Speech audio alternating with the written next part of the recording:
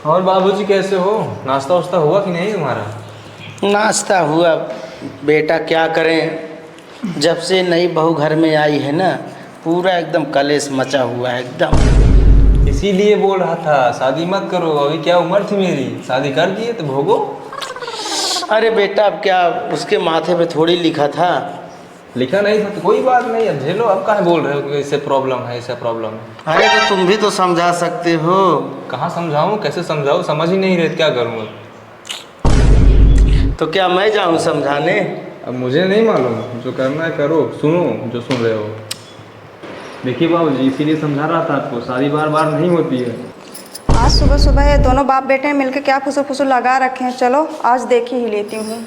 बेटा कुछ समझ में नहीं आ रहा है। अब मुझे नहीं मालूम, आप समझो। आप सुबह सुबह क्या फुसुर फुसुर लगा रखे हो तुम दोनों ने? कहाँ फुसुर फुसुर? हम तुम बाप बेटे बात कर रहे हैं, आप इसमें फुसुर फुसुर कहाँ लगा रखे हैं? कितना ध्यान दोगी तुम? देख तो रही हूँ सुबह से बाप बेटे ने मिलकर खुसुर फुसुर लगा रखे हो। तो प्रॉब्लम क्या है तुम्हें? फुसुर फुसुर लगा रखा है हमने। बहुत प्रॉब्लम है, क्यों नहीं प्रॉब्लम है।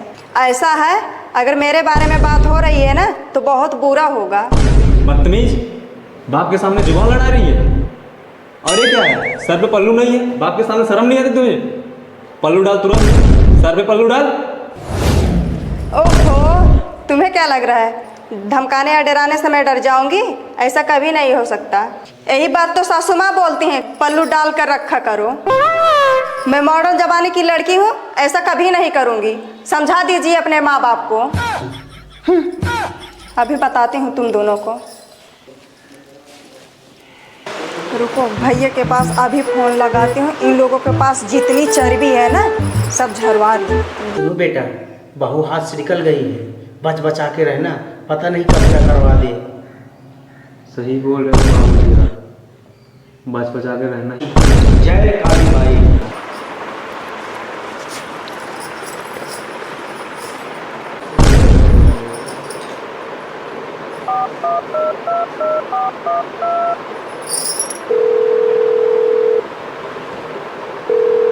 हेलो, हाँ भैया प्रणाम। कैसे हो? और घर पे सब लोग कैसे हैं? अच्छा, ओ भैया थोड़ा मैं परेशान हूँ, 2-3 लोगों को लेके आ जाइए मेरे घर पे। हाँ भैया, ठीक है भाई, ठीक। अब समझ में आएगा इन लोगों को।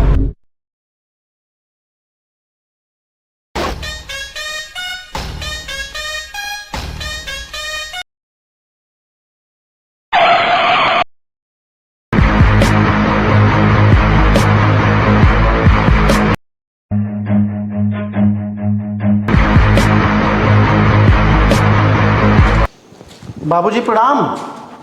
खुश रहो बेटा, खुश रहो। आओ बैठो। और बेटा क्या हाल चाल है? बाबूजी सब ठीक ठाक है एकदम। अच्छा, पापा तुम्हारे? पापा भी अच्छे हैं, ठीक हैं। और सब बढ़िया है? सब एकदम बाबूजी सब ठीक ठाक है।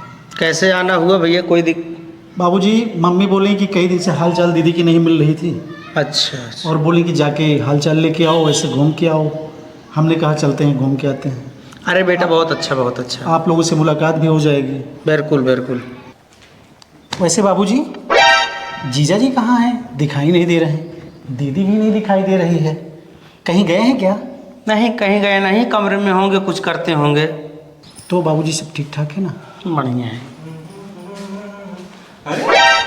साले साहब जी कैसे हो? सब ठीक है। और सब घर पे सब बढ़िया है ना? घर पे सब बढ़िया है, सब कुशल मंगल है। कैसे हैं आप? एकदम सब बढ़िया है। और बड़े दिनों बाद बस ऐसे ही मैं सोचा कि दीदी के यहाँ घूम लेते हैं, आप लोगों से मुलाकात हो जाएगी। अरे बहुत अच्छा, बहुत अच्छा। ठीक है। और सब बढ़िया है ना? एकदम सब ठीक ठाक है, बैठे।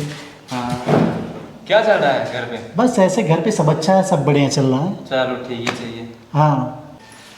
अच्छा, बुलाई हूँ मैं, ये आके हाल चाल ले रहे हैं इन लोगों से।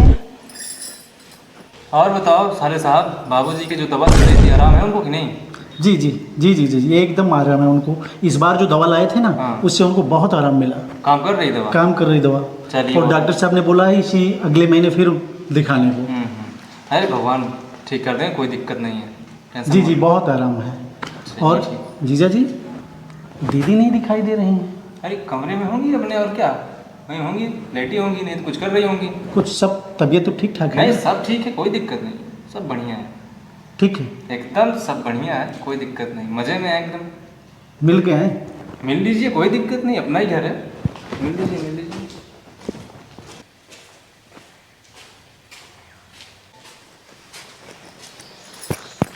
अरे भैया प्रणाम भैया। और कैसे, क्या हाल चाल है? ठीक है। ये क्या भैया, हम बोले थे आपको 2-4 लोगों को लेके आने के लिए, आप तो अकेले ही आए भी तो उन लोगों से बैठकर हाल चाल पूछ रहे हो। क्या हो, क्या बात? 2-4 लोग क्यों? हाल चाल ही तो पूछ रहे थे। कोई प्रॉब्लम है क्या? बताओ। परेशानी क्यों नहीं है भैया, ये जब से मेरी शादी हुई है ना, ये लोग परेशान करके रख दिए हैं। सब लोग बोलते हैं घूंघट करके रहो, घूंघट करके रहो, ये सब काम मेरे से नहीं होगा भैया। देखो, तुम्हारी शादी हो चुकी है और तुम इस घर की बहू हो। अगर तुम्हारी सास, तुम्हारे ससुर, तुम्हारा पति घूंघट करने के लिए बोलते हैं तो इसमें क्या गलत है? आप इस घर की बहू हैं, इस घर की इज्जत हैं, इस गांव की इज्जत हैं। आपको घूंघट करके रहना पड़ेगा। ये आपका मायका नहीं है, आपकी ससुराल है।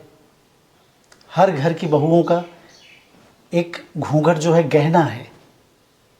घूंघट करके रहना ही बहुओं का धर्म है और यहाँ का जो कल्चर है, जो रिवाज है, उस रिवाज के हिसाब से आपको चलना पड़ेगा। शादी होने के बाद जब बहुएं अपने ससुराल जाती हैं तो हर बहू यही सोचती है कि मैं सास बन जाऊँ, मैं घर की मालकिन बन जाऊँ। ऐसा कुछ नहीं।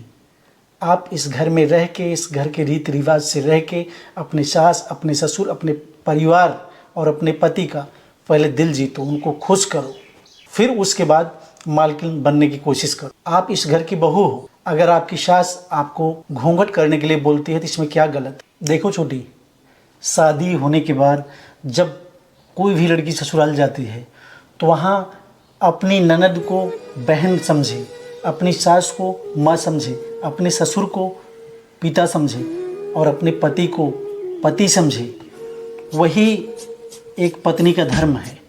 एक माँ छोड़ के आती है और दूसरी माँ मिलती है। एक बहन छोड़ के आती है तो ननद के रूप में एक बहन मिलती है और भाई छोड़ के आती है, देवर के रूप में एक भाई मिलता है। छोटी, ये हमारे हिंदुस्तान की परंपरा है, संस्कृति है। इस संस्कृति का पालन हर इंडियन को करना चाहिए, हर भारतवासी को करना चाहिए। पगली, उठ जा उठ जा उठ जा, बैठ। कोई बात नहीं है, सुबह का भूला शाम को वापस आ जाए, उसे भूला नहीं कहते। तुझे अपनी गलतियों का एहसास है ना, और क्या बात है? हाँ भैया, कभी भी ऐसी गलती नहीं होगी। अरे भैया रुकिए, कुछ बना देते हूँ, खा पी के जाइए। अरे छोटी, जानती हो ना मैं तुम्हारा बड़ा भाई हूँ। बड़ा भाई पिता के समान होता और छोटी बहन के यहाँ खाना खाना पाप है। ठीक है, सही से रहना, फिर आएंगे। ठीक है भैया, ठीक है।